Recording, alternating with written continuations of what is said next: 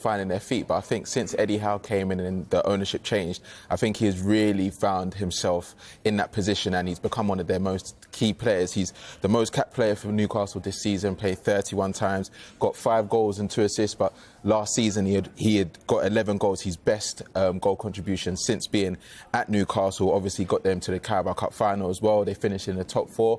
And I think where they've had so many injuries and so many uncertainties around players and the inconsistencies, he's one of the players that Eddie Howe can definitely rely on. Regardless of whether he's scoring or assisting, he's going to give 100%. And those are the type of players that fans lean on when things aren't going so well. Obviously, they know the position that they're in and know what they were doing last season in comparison. But I think if they're looking at any player to help them up the table, I think he's definitely one of them.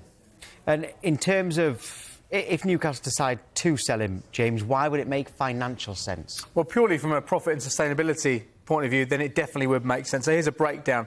Let's bear in mind Almiron signed for Newcastle 5 years ago. £21 million transfer fee, a 5.5-year contract. So if you spread that transfer fee across the length of the contract, that's an annual cost of less than £4 million a year by the process of amortisation. They also extended his contract last year until the summer of 2026. So give or take, that effectively means if you roughly divide £21 million across 7.5 years, the annual cost is less than £3 million. It's around £2.8 million. So as things stand, that £21 million fee they paid in 2019 has now been reduced to a book value of around £6 million because based on the accounting book value going down £2.8 million a year. So his book value currently around £6 million. So we know he's worth far more than that, but that's, from a pure accounting point of view, his book value. So anything that Newcastle can sell Almiron for above £6 million will represent profit from an accounting perspective. So that'd be great from profit and sustainability rules. We know how tight Newcastle are there at the moment. Now Almiron turns 30 next month. So if they're to receive anything like the evaluation we think they have, around £30 million, they then book a profit of more than £20 million. So that's £20 million they'd be able to spend on transfers if indeed they are at the limit of PSR.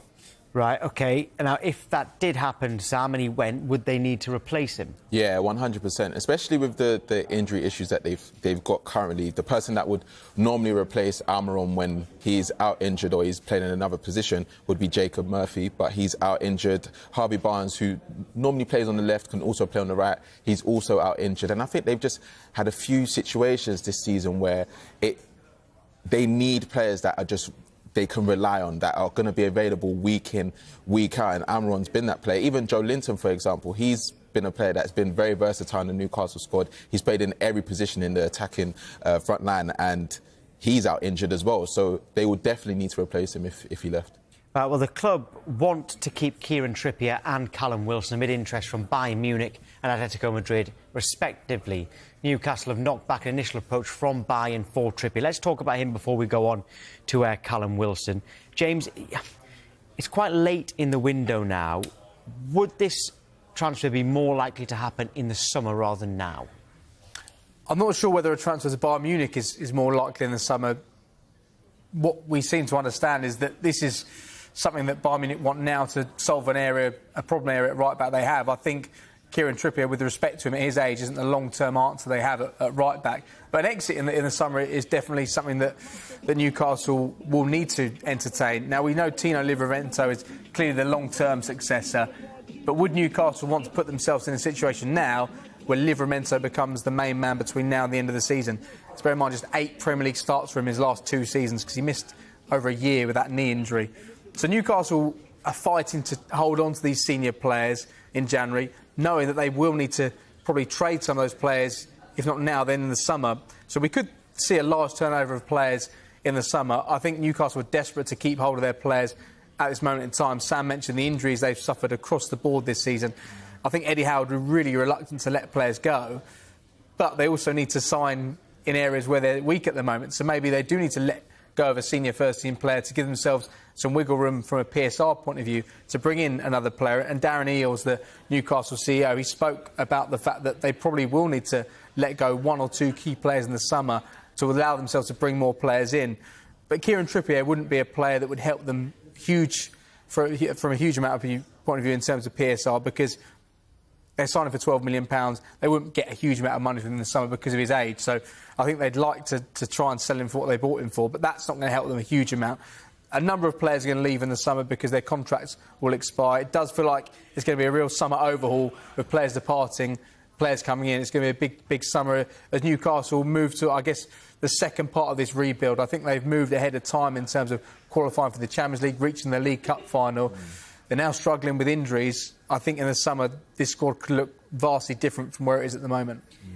We know that Trippier is open to the move, but he's not going to agitate to move. And he's been training with the squad as usual. But when we say he's open to the move, that draw of Bayern Munich, is that just too much for him to kind of discard right now? Yeah, I'd say so. I think this is like a once-in-a-lifetime opportunity for a lot of players at the age. Once you reach past 30, sometimes players will question where their next big move or if they'll be able to get another big move from that age. And I think when you look at what he's been able to achieve in his career, no one would have really expected Bayern Munich to come in for him at this point, even though he's still regarded as one of the best right-backs in the league, and he's proven that since he's been back at Newcastle. But at the same time, it's just like, I just can't believe that this is a situation where we're seeing Harry Kane and then Eric Dyer and then now Trippier linked with that move. I think they're in a desperate situation because of injuries, and this might be the perfect time for him to move. OK, so, well, Bayern Munich are still trying, of course, but Callum Wilson, the striker, his future is unclear as well. An inquiry from Atletico Madrid for a loan deal, that one's been knocked back. And, James, we were saying this morning, this one just from the start looks like a non-starter. Well, it wouldn't make any sense for Newcastle to let Callum Wilson go on loan. It would make sense potentially to sell him at some point, but now does not feel like the right time because he's actually had a really good season despite the fact he's had so many injuries. 9 goals in 10 starts across all competitions, but he has had a string of injuries since joining in 2020. I think a loan move to Atletico Madrid would appeal to Callum Wilson. He may get more first-team opportunities there because it does feel like, for now, Alexander Isak is the main man. You can see why when you consider the minutes per goal ratio for both players. It's been so impressive, Callum Wilson, since joining in 2020. If it wasn't for the injuries, then he'd potentially be a Golden Boot winner in the Premier League in recent time. That's how impressive he's been. Only Erling Haaland and Alexander Isak have got a better minutes per goal ratio since Wilson joined in 2020.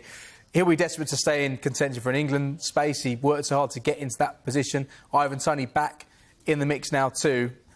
Wilson probably would prefer a move to Atletico Madrid if it meant he got more minutes. I'm not saying he's not happy at Newcastle. 31 years of age, contract up in 2025. So this window and the next one would probably represent the best time Newcastle have to get any sort of fee for him. It may be in Wilson's interest to go to Atletico Madrid. It's not in Newcastle at the moment. They're trying to get themselves back into contention to qualify, although it's going to be difficult to get back in the Champions League again. Yet again, then, is that one that I suppose Atletico Madrid or another club could revisit in the summer? Because right now, like we said, with just over a week to go, you've just said that if Wilson goes, he'd have to be replaced. That doesn't give that much time for Newcastle to do that.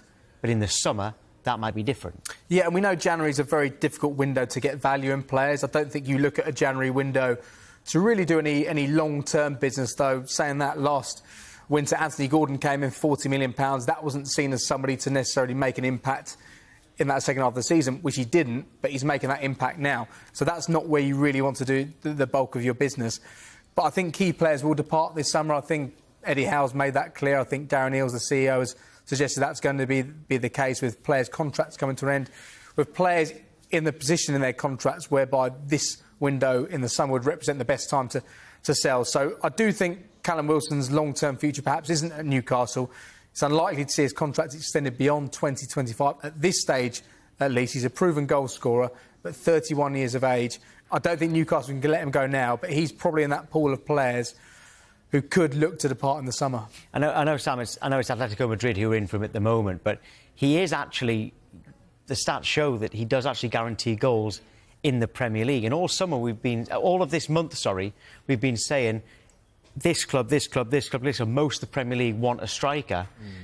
If Callum Wilson suddenly becomes available, which, as we're told at the moment from Newcastle, he is not available, but if he does, the amount of Premier League clubs who want a striker, he's right there. Yeah, they'll definitely be trying to have conversations with Newcastle because, like we said in the earlier show, when you look at the striker situation in the Premier League and even worldwide in Europe, it is tough to find someone that is going to hit the ground running, that is it plays to their strengths, and I think that that's what Callum Wilson's been really good at and developing since he's been in the Premier League. He plays to his strengths a lot more. He knows what he's good at. He knows what he can't do, and I think Newcastle are in a unique position where they've actually got two first team strikers that whoever plays, they're going to score goals. And Nobody else in the Premier League's in that situation when they got two frontline strikers like that. Exactly. I'd say maybe City with Haaland and Alvarez, but even Alvarez, they actually can play together. That's the thing, because sometimes Alvarez plays off Haaland. Yeah, exactly. And even at Newcastle, sometimes Isak can play out wide, and they can have that situation. But if he was to leave, that's another situation that they have to almost overcome. And I think with the injuries and the amount of players that are in and out of contracts, I think the fact that they have this area just tied down, they should do everything possible to keep him. But there is another player to talk about as well, a potential departure at Newcastle, although it certainly wouldn't be this month because he's injured. But Sky in Italy, Sam, reporting that Joe Linton isn't going to sign a new contract. How keen will Eddie Howe be to change that and tie him down? Oh, he'll be really keen. I think Joe Linton has been one of those players that, like Almiron, when he first came to Newcastle, everyone was questioning why they spent £40 million on him. Where is he going to play? He's not found a position that he can tie down. But I think since Eddie Howe has come in, he's just been able to find a new lease of life. Like I said earlier, he's played in multiple positions: left wing, right wing, attacking midfield, centre midfield. He's even played up front. And last season, you could see that, Eddie Howe really had an impact on him. He had 12 goals and assists when they got to the Carabao Cup final and made Champions League football. This season, he scored some big goals, and he's that presence that we talk about that fans can really get behind, because when he plays, you can almost see that he's given his all, and you need that for as a fan and even as a manager and a team. So he'll be doing everything possible to tie him down, because, like I said, when you look at players in these windows, having a versatile player that is willing to play in all these positions and give their all is very unique. But Newcastle can pay more than anyone else. We know that. They've got the richest owners in the world. Doesn't necessarily make them the richest club in the world, the richest owners in the world. If they really want to tie Joe Linton down to a new contract, we know that they can. We now have the money. It just depends, I suppose, whether Joe Linton is ready to go or whether he's asking too much. Yeah, they've definitely got the financial pulling power to keep him down to a contract if that's what he wants to do.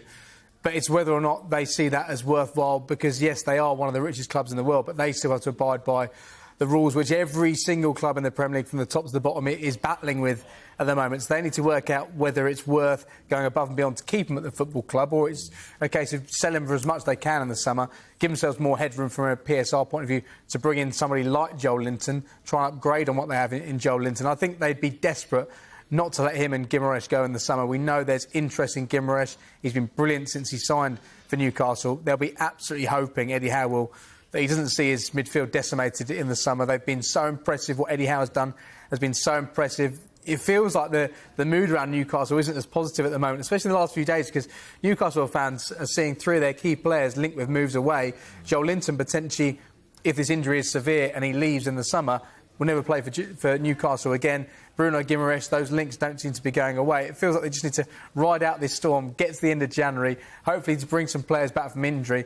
Maybe if they can make the finances work and bring in a midfielder in this window, and just get to the end of the season with some sort of European qualification in hand, and then look ahead to that summer as one where they really need to have this overhaul. And I think the squad will be transformed, and Newcastle fans will be thinking, after all they've been through with Joe Linton. Let's bear in mind, when he signed, got so much criticism. He wasn't a player that Rafa Benitez wanted.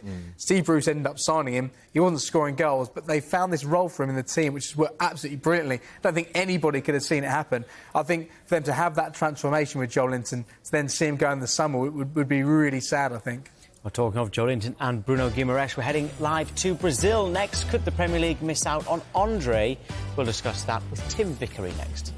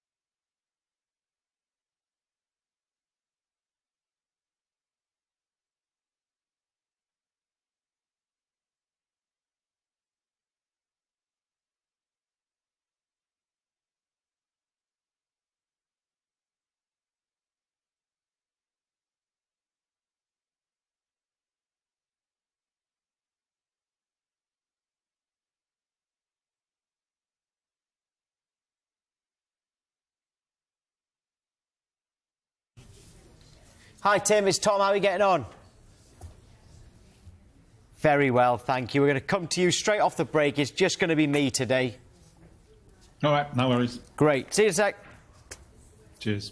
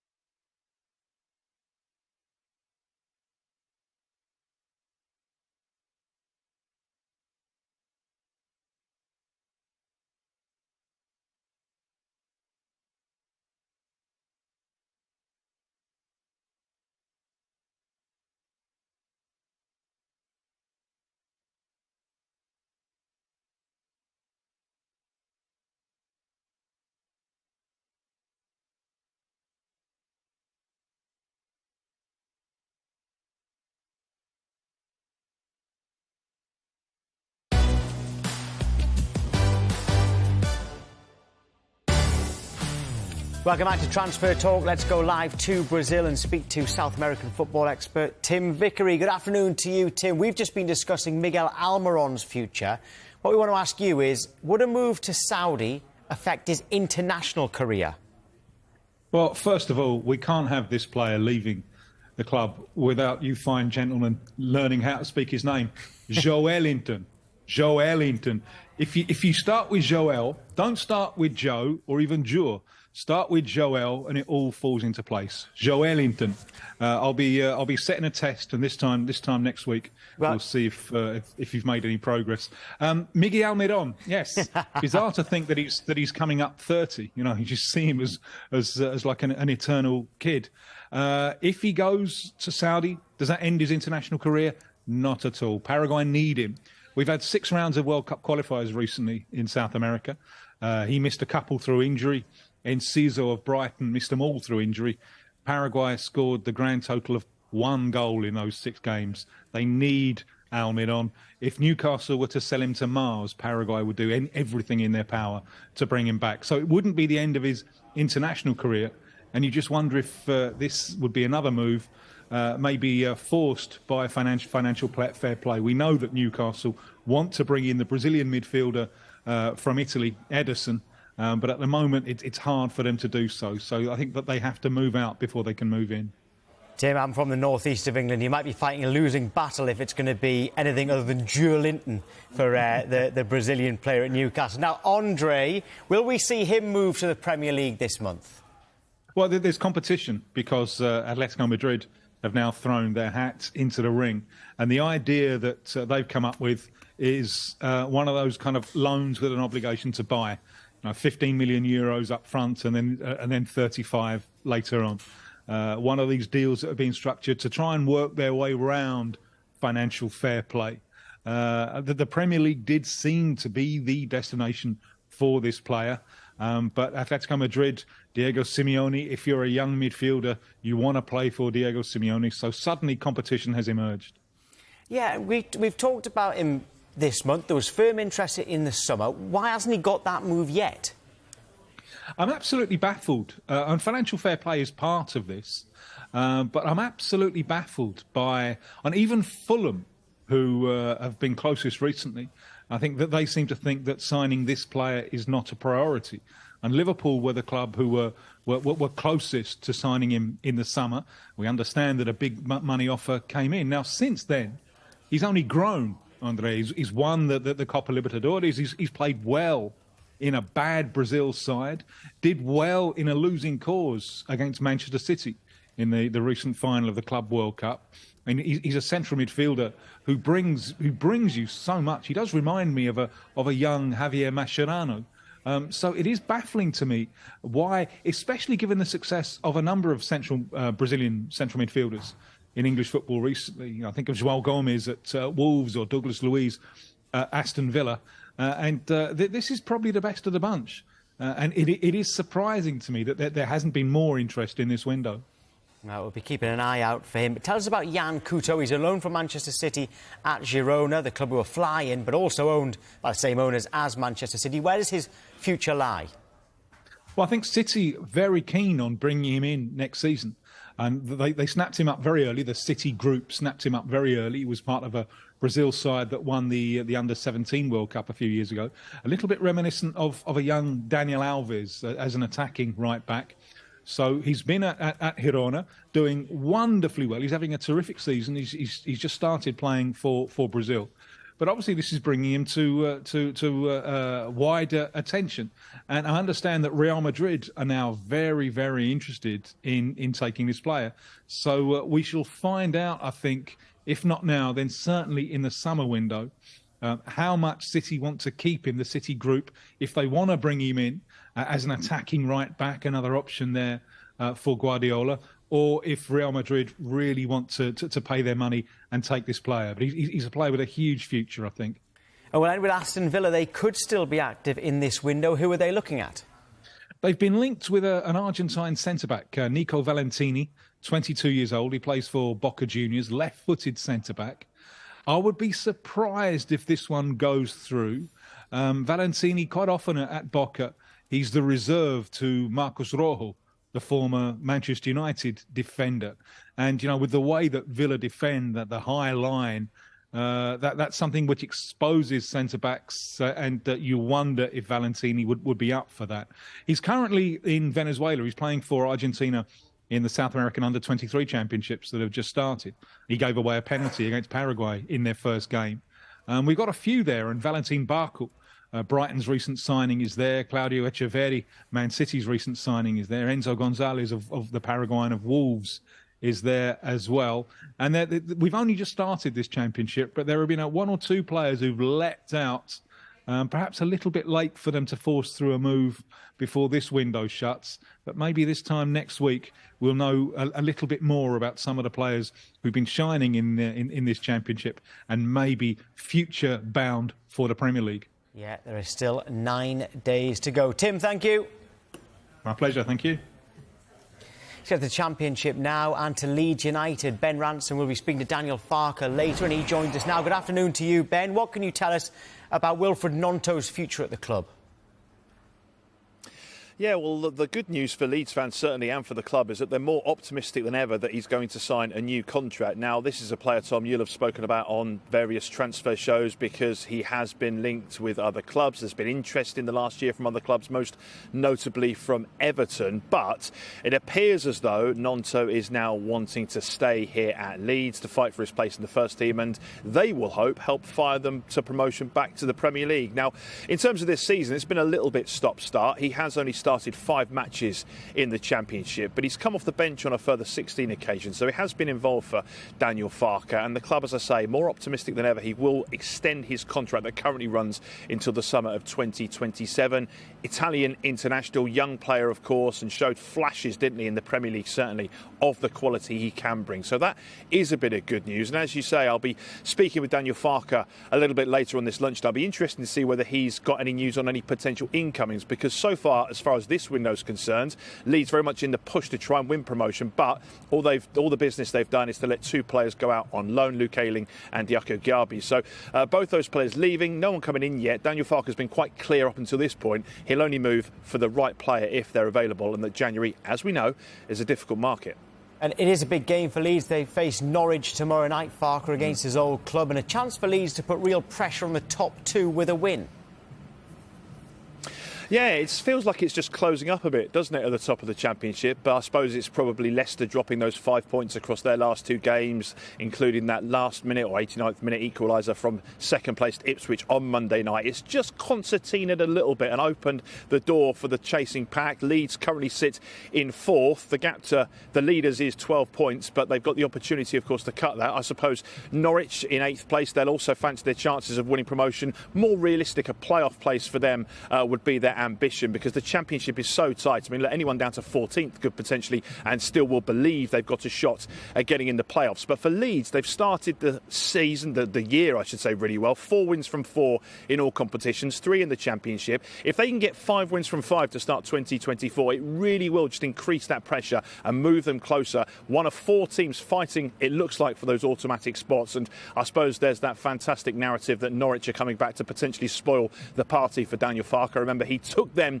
to the Premier League back in 2021. So big game tomorrow. Be really interesting to see how the manager views the meeting with his old club. Yeah, it will be a cracking game. Ben, thank you. There's another line from the Championship. Southampton, they still want to sign a winger. They're targeting either Burnley's Manuel Benson or Bournemouth's David Brooks. So another line there from the Championship. Still to come, we've got the latest on Calvin Phillips and his potential departure at Manchester City.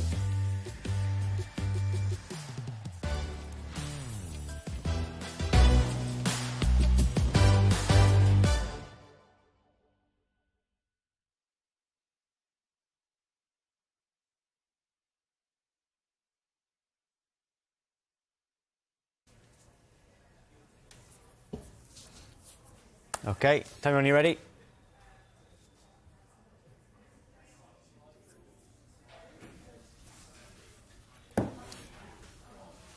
Diego and everyone at the State Company, hello. Have a great day from everybody here at Sky Sports News.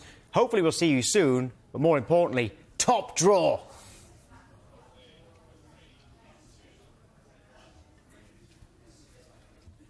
That's good.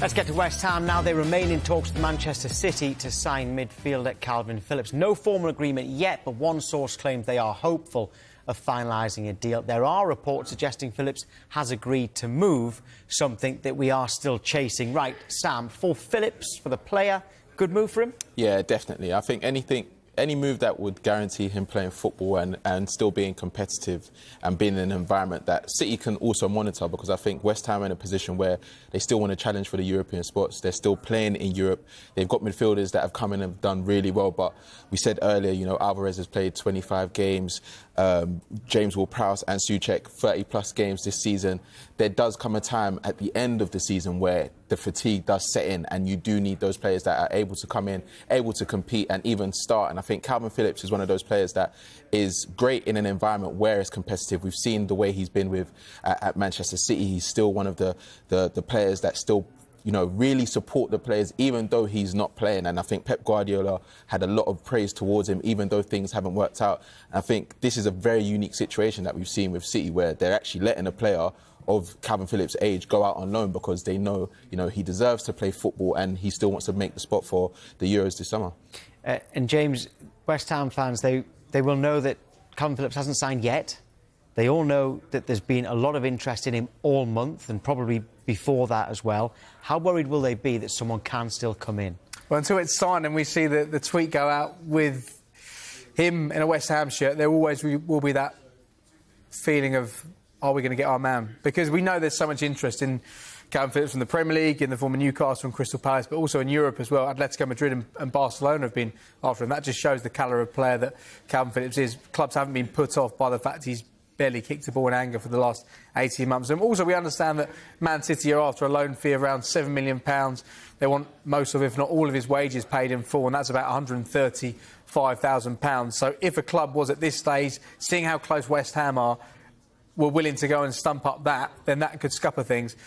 Until it's signed, you're never quite sure. But David Moyes has been a long-term admirer of Calvin Phillips. I think that really must have appealed to Calvin Phillips as well. He's open to joining West Ham. Moyes tried to sign him 2 seasons ago, when he was at Leeds and went to Man City. This deal is very close. It looks like David Moyes is in the front of the queue to try and sign Calvin Phillips between now and the end of the season. It's going to be very expensive for West Ham to do. It's just going to be 4 or 5 months he'll be at West Ham. If they are paying a significant loan fee, they are paying a huge amount of his wages, it's going to cost them a lot. But the upside of that, with where they are in the Europa League and where they are on the Premier League table, West Ham and the fans will probably feel like this could be a good bit of business.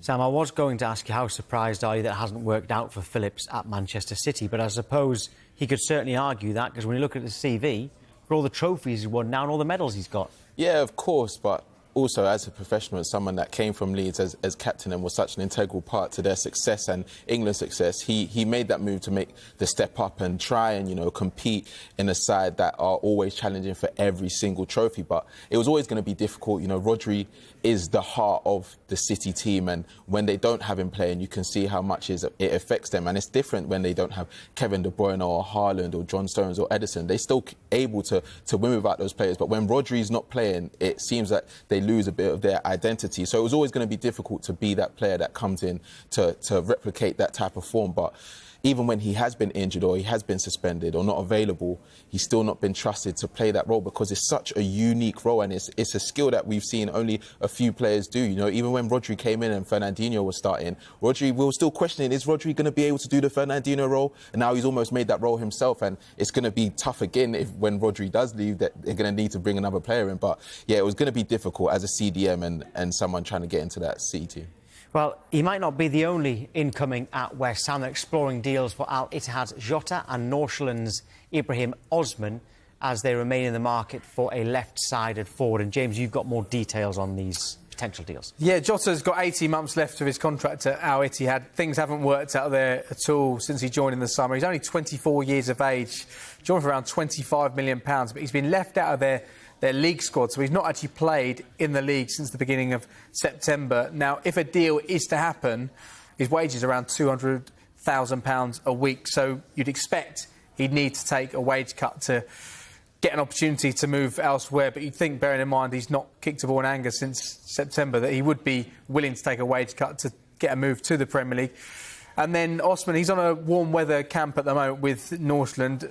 and we know West Ham really are targeting that left forward area. Side Benrahma, it hasn't quite worked out since he joined the club. Sent off last week against Bristol City. Hasn't quite given David Moyes what he'd want in that area. Maxwell Cornet, he did score at the weekend against Sheffield United. Incredible, that was his first goal. Admittedly, he's not had many opportunities. There were injuries last season as well. So if West Ham are able to strengthen in that left forward area, then we could see Benrahma or Cornet, or maybe both, depart in the next few days. Yeah, so we could be talking about West Ham a lot between now and deadline day. Mo Salah has returned to Liverpool for rehab after sustaining an injury in Egypt's 2-2 draw with Ghana at the Africa Cup of Nations. Liverpool's assistant manager Pep Lijnders says it's the best place for him to get back to full fitness. You should never doubt the commitment of Mo Salah. I never met a guy, a player, but also a human being who's more committed to the life of being a professional football player. And I know the country is devastated losing him. We were devastated to hear that he got injured. He plays the first game, scores, assists, captain, massive importance, of course. But the only reason why our medical team and their medical team decided for him to come back is to give him the best possible chance to be available in the final, if Egypt reached the final. He made a detailed scan, and then it came out that there's a proper tear in his hamstring, so it means that it will take, expected return to play will be between 3 and 4 weeks. If everything goes smooth and everything goes right, more knowing it will go smooth and it will go right because how he treated his body before. Right, so the fact is Mo Salah is injured at the moment, James. How much of a blow is that for Liverpool? Well, on paper it seemed like a huge blow. You consider what he's done so far this season. 27 goal contributions from his opening 27 games this season across all competitions, and he's been incredible at home in particular. But it's worth bearing in mind that Liverpool have been in this situation before when Mohamed Salah hasn't been available, and quite a staggering stat. Across the 11 Premier League matches that Salah has missed, Liverpool picked up 27 points. That's winning 8 and drawing 3. They've not lost when Mo Salah's not been there, which is remarkable, really. And I think when you consider just what they did against Bournemouth, which was so impressive, Jota, what a brilliant finisher he is. Darwin Núñez just seems to be coming to his own. Cody Gakpo as well in that area. And Luis Diaz has been so consistent, despite not providing the goals or the assists. He's a key part of their plans there. So the blow has been softened somewhat by the return of Jota and the return of form from some of the players I just mentioned. But I think to not go into games against Chelsea at home and Arsenal away, crucially, without Mohamed Salah, despite the fact they did beat Arsenal in the FA Cup at the Emirates recently, I still think they'll want to have him back soon. But it does make sense if Egypt and Liverpool feel like the best place for him to be is in Liverpool to recover from this injury. And there's still a hope, if, it's a big if, they reach the final, that he could participate in that game.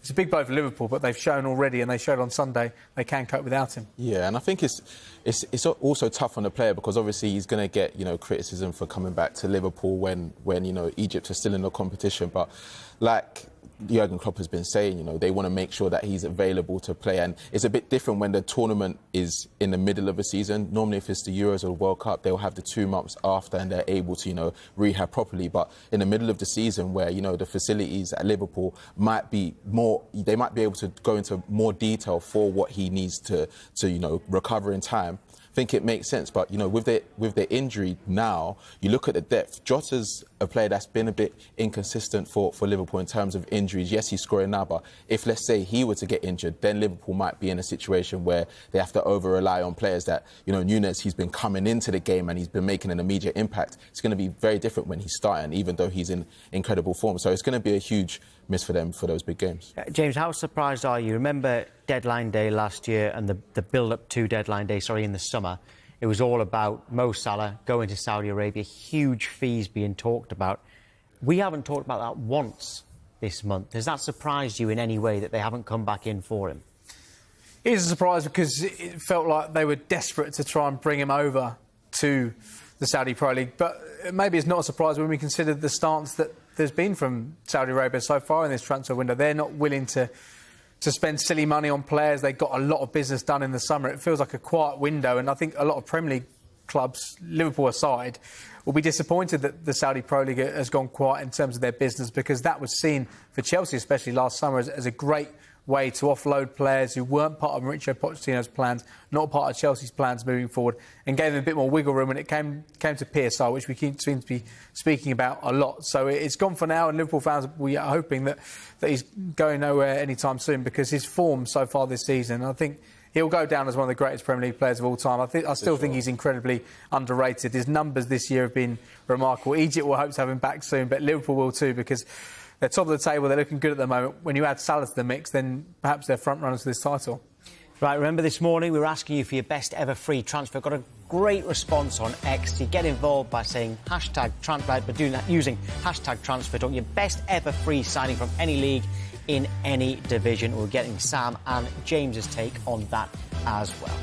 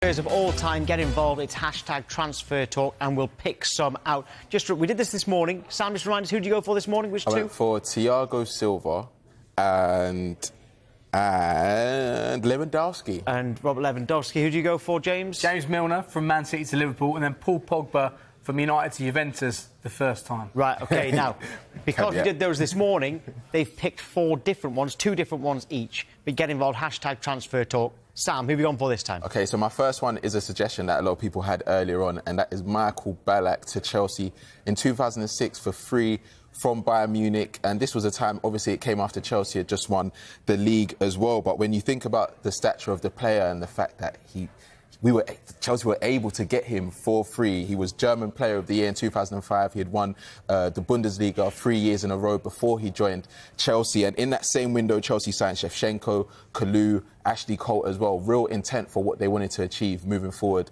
Obviously, he wasn't able to win the Champions League, obviously a runners-up, losing to Manchester United. But at the same time, he still won the Premier League. And for a lot of Chelsea fans, still one of their favourite midfielders. He was one of those players that you could always rely on and made everyone around him look better. So, yeah, great player. So, Michael Ballack, yeah, and you're right, a lot of people got involved on the hashtag earlier to suggest Michael Ballack. What about you, James, your first one? First one's Zlatan Ibrahimovic. He joined Manchester United in 2016. I think a number of fans of the Premier League hoped he'd join the club slightly earlier, but he certainly had an incredible impact when Jose Mourinho brought him in. Free transfer, considering what he'd done in Europe.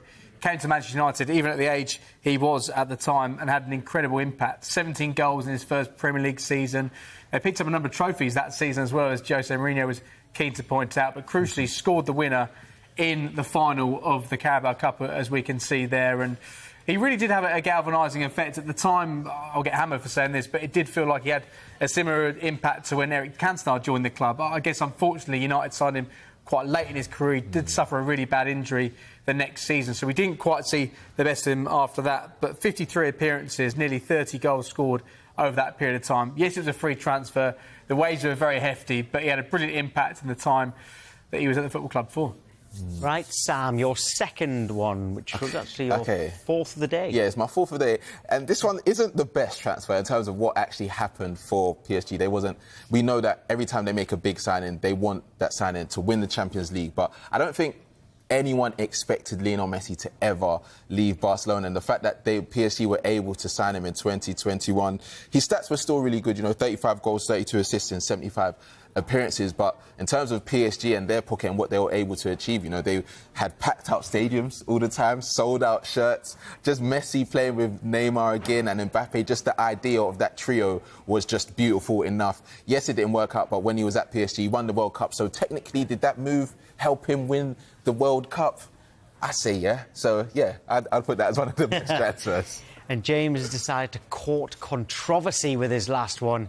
Tottenham fans, look away now. You're right, Tom. This is probably one of the most controversial transfers of all time, let alone free transfers. 2001, Sol Campbell swapping one part of North London from the other, going from white to red and joining Arsenal. But you can't argue with just how successful a move this was for Arsenal. Sol Campbell winning 2 FA Cups, 2 Premier League titles, scoring a goal in the Champions League final as well, and crucially part of the Invincibles side as well. And I know Sol Campbell still gets quite a lot of criticism and quite a lot of abuse for this move, but it was a brilliant bit of business from Arsenal. It really helped propel them to great things in the early noughties. Right, a few people have tweeted in. I haven't had time to actually check whether these actually were definitely free transfers, but Alexander says Grimaldo to Bayer Leverkusen was the best one. The wee man says Henrik Larsson to Barcelona, if that was a free transfer, I can't remember. Lewis Mann says you can't look past Ashley Cole. I don't think that was a free. It was a swap with Gallas and money as well, wasn't it? So, there was a fee there. And another one there coming in, Mendieta to Middlesbrough again. Haven't checked whether it was a free transfer or not. But anyway, we appreciate you getting involved with our free transfers. But we've got some breaking news right now, because Nottingham Forest have agreed a deal which will see striker Emmanuel Dennis return to Watford on loan for the remainder of the season. Dennis is currently flying back from Turkey. He's due to have a medical at Watford later today. The loan does not include an option to buy. So remember, Emmanuel Dennis used to be at Watford. He went to Nottingham Forest. Now he's going back to Watford, subject to a medical, but on loan until the end of the season. That will be popular with the Watford fans, I would imagine. As for Brighton, they completed the signing of Valentin Barco from Boca Juniors last week for £7.9 million. So with just over a week to go in the window, can Roberto De Zerbi expect any more incomings? No, transfer market is not my business. I have to be focused on my work, and my work is to give organization, to give a style, to give to try the condition to play well and to make points. I think we are in 7th place on the table, and if you consider how many problems we had in this season, in this part of the season, the first part of the season, we have to be proud and we have to say thanks these players, because we are playing better than the situation we are enduring. Well, Pedro Neto has been linked with a move away from Wolves this month, but Gary O'Neill says the winger won't be leaving Molineux this transfer window. Oh, yeah, I don't need to give a message to any clubs. There's no chance our good players leaving in this window. So, no, we'll be focused on what we can add there. No one will be leaving that we don't want to leave. The number 9 thing is a bit of a tricky one at the moment for us, as everyone knows. So, yeah, we'll just have to try and be really creative with how we go about it. Hopefully, as I say, over the next few days, we can do something in the window that can help us in that area. But until then, we work hard to try and maximise what we have in the room. So that was Wolves. We'll start with Wolves. Sam, what do they need? I think, like Gary O'Neill said, they need a striker or forward. You know, they've obviously got players in Cunha and in Hwang Hee-chan that have improved in terms of their goal output from last season, but I think he just wants more firepower and an out-and-out striker. So if they're able to find someone, then that would be perfect for him. OK, that's Wolves. Before that, we heard from Roberto De Zerbi. What do Brighton need, James? They've already made one signing in the form of Barco, left-back who can play left wing as well. Looking at right-back, centre-back and central midfield. I know De Zerbi said before the window he'd like 3 or 4 positions. I don't think that's going to be the case. It is a balancing act. They don't want the squad to be too bloated because, fortunately for Brighton, some of the key players like Matoma, Lamptey's just come back, Fatty as well. That squad will look far more different in February than it does now. Yeah, much more healthier. Right, James, Sam, thank you very much indeed. We are back tomorrow morning. Good morning transfers, the usual time, 9 o'clock until 10 o'clock. It's Emma Payton in the chair tomorrow morning, as well as it will be for Transfer Talk at midday until 1 o'clock. And you've still got the transfer show, so look forward to 5 p.m. and 7 p.m. here on Sky Sports News. Next, we'll be building up to the semi-final of the Carabao Cup between Chelsea and Middlesbrough. Remember, Middlesbrough have the advantage after the first leg.